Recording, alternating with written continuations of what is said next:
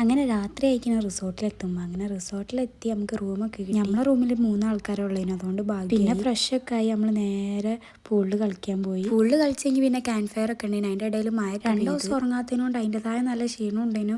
Bed കണ്ടതേ ഓർമ്മയുള്ളൂ, അപ്പം തന്നെ ഉറങ്ങി. പിന്നെ പാട്ടും ഫോട്ടോ എടുക്കലൊക്കെ കഴിഞ്ഞിട്ട് 3 മണിയാകുമ്പോൾ തന്നെ ഉറങ്ങിയതായി. കഴിഞ്ഞ് 6 മണിക്ക് എണീക്കാൻ തന്നെ തോന്നില്ലായിരുന്നു. നല്ല തണുപ്പായിരുന്നു, കാല് നിലത്ത് കുത്താൻ പറ്റാത്തതാണ്. അങ്ങനെ വേഗം എണീച്ച് വേഗം നമ്മളെ പരിപാടികളൊക്കെ കഴിക്കാൻ തുടങ്ങി. മാറ്റാൻ തന്നെ കുറേ ടൈം എടുക്കും. അപ്പോൾ അതുകൊണ്ട് വേഗം റെഡി കഴിഞ്ഞ് നേരെ പോയത് ബ്രേക്ക്ഫാസ്റ്റ് കഴിക്കാനാണ്. അവിടുന്ന് തന്നെയാണ് ബ്രേക്ക്ഫാസ്റ്റ് കഴിച്ചത്. അങ്ങനെ ബ്രേക്ക്ഫാസ്റ്റ് ഒക്കെ കഴിച്ച് റിസോർട്ട് നമ്മൾ ചെക്കൗട്ട് ചെയ്ത് ഇറങ്ങി. നമ്മൾ ബസ്സിലെത്തി. പിന്നെ അവിടെ നമ്മൾ പോകണത് നേരെ വാഗമൺ. ഈ വിൻഡോ തുറന്നിട്ടിട്ടാണ് ഒടുക്കത്തെ തണുപ്പ് കഴിഞ്ഞു. പിന്നെ അവിടെ നമ്മളൊരു ഏതോ ഒരു മലൻ്റെ മുകളിലേക്ക് നല്ല വ്യൂ പോയിന്റിലേക്ക് പോയി. കറക്റ്റ് പേരും അറിയില്ല സ്ഥലത്തിന്. അവിടെ നിന്ന് ഇറങ്ങി പിന്നെ വേറെ സ്ഥലത്തേക്ക് പോയി.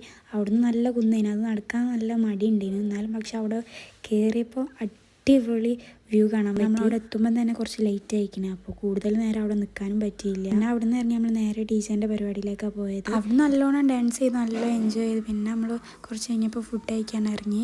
മന്തി തന്നെ കഴിച്ച്. അപ്പോൾ നേരെ വീട്ടിൽ പോയി. അപ്പോൾ ഓക്കെ, പ്ലീസ് സബ്സ്ക്രൈബ്.